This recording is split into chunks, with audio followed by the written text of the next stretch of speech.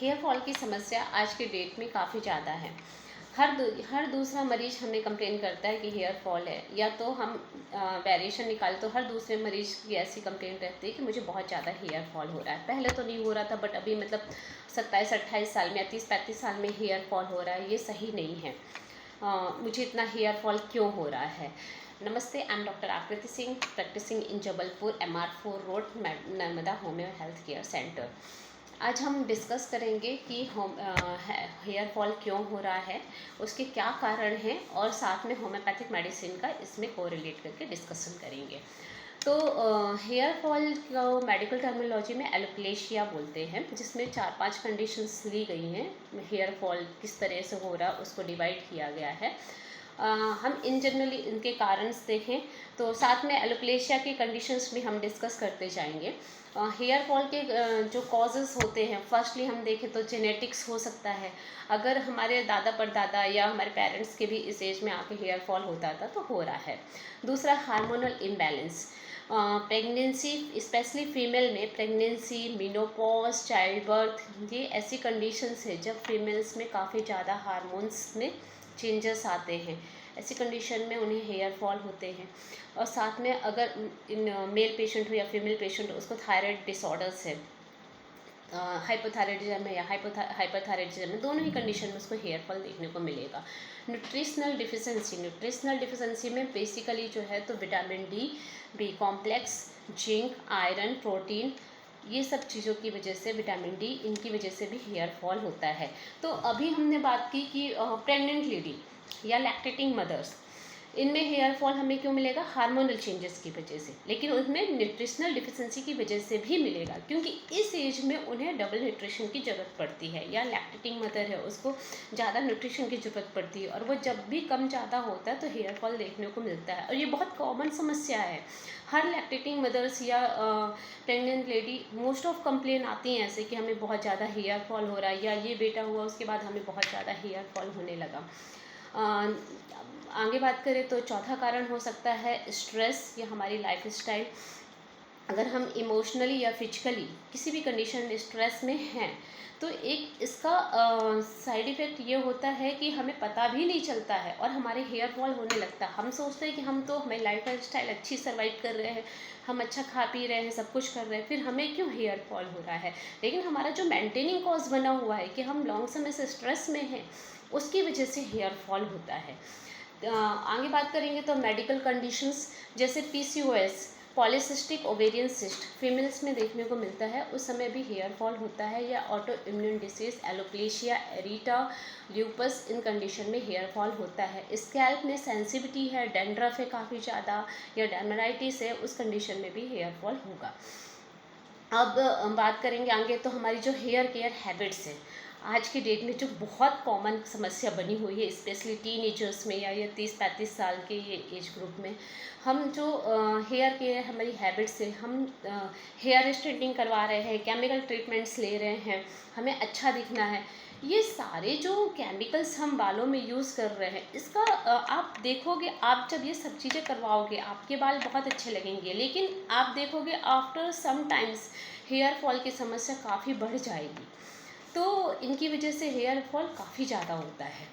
और दूसरी बात, जैसे अगर हम ये ट्रीटमेंट नहीं भी ले रहे हैं, हम हेयर कलरिंग कर रहे हैं बार बार, बहुत जल्दी जल्दी कर रहे हैं। कलरिंग करना ज़रूरी है लाइफ स्टाइल को मेंटेन करने के लिए, बट बहुत जल्दी जल्दी कर रहे हैं, उस कंडीशन में भी हेयर फॉल देखने को मिलता है। और अगर कुछ मेडिकल इश्यूज़ हैं, ट्रीटमेंट हैं जिसमें हेयर फॉल देखने को मिलता है, जैसे अगर किसी का कीमो चल रहा है, उस कंडीशन में हेयर फॉल होगा ही होगा। दूसरा, अगर आपको अर्थराइटिस की मेडिसिन चल रही है, उसमें भी हेयर फॉल होगा। ब्लड प्रेशर है, क्रॉनिक ब्लड प्रेशर है, बार बार काफ़ी लंबे समय से है, उस कंडीशन में भी हेयर फॉल होता है। डिप्रेशन की समस्या है, उस कंडीशन में भी हेयर फॉल होगा। डिप्रेशन की समस्या एक जो है तो स्ट्रेस में भी कवर करेगी कि हमें डिप्रेशन है किसी स्ट्रेस की वजह से, उस वजह से हेयर फॉल होगा। फिर हम बात करेंगे एजिंग या इन्वायरमेंटल फैक्टर्स।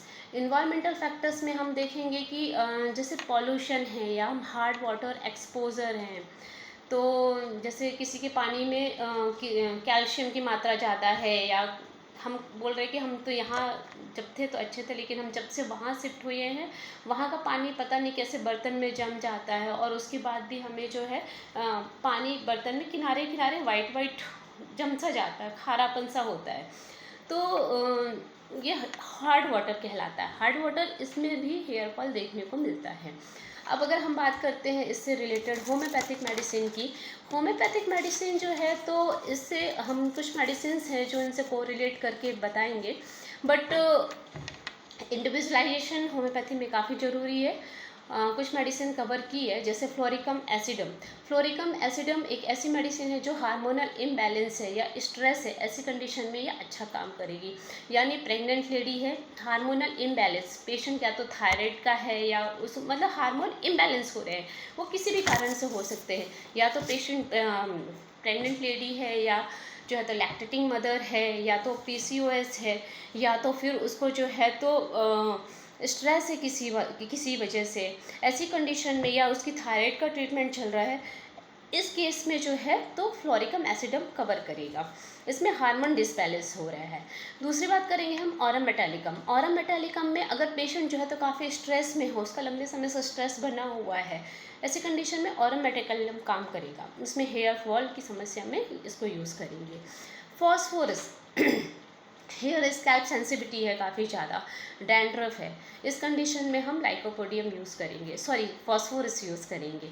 देन लाइकोपोडियम की बात करते हैं हम। प्री मैच्योर्स बाल्डनेस है, और साथ में जो है तो डाइजेस्टिव इशूज़ है, मतलब या तो हमें गैस बन रही है या तो डाइजेशन अच्छे से नहीं हो रहा है, ऐसी कंडीशन में हम लाइकोपोडियम लेंगे। इसकी वजह से अगर हेयर फॉल हो रहा है कि हमारा कुछ जीआईटी ट्रबल्स चल ही रहा है, कहीं गैस बन रही है या डाइजेशन अच्छे से नहीं हो रहा है, या जीआईटी से कोई भी ट्रबल्स है, तो उस कंडीशन में जो है लाइकोपोडियम अच्छा काम करेगा। Then silicea. साइलेशिया जो है तो ये हेयर हम जो भी केमिकल ट्रीटमेंट्स ले रहे हैं, हेयर स्ट्रेटनिंग या केमिकल ट्रीटमेंट्स, कलरिंग कर रहे हैं बार बार, तो ये हेयर रूट को डैमेज होते हैं, जिसकी वजह से ब्रिटल हेयर्स हो जाते हैं। इस कंडीशन में साइलेशिया अच्छा काम करता है, जो आज की डेट में जो समस्या काफ़ी है उसके लिए बहुत अच्छा काम करेगी। दूसरा नेट्रोम्यूर।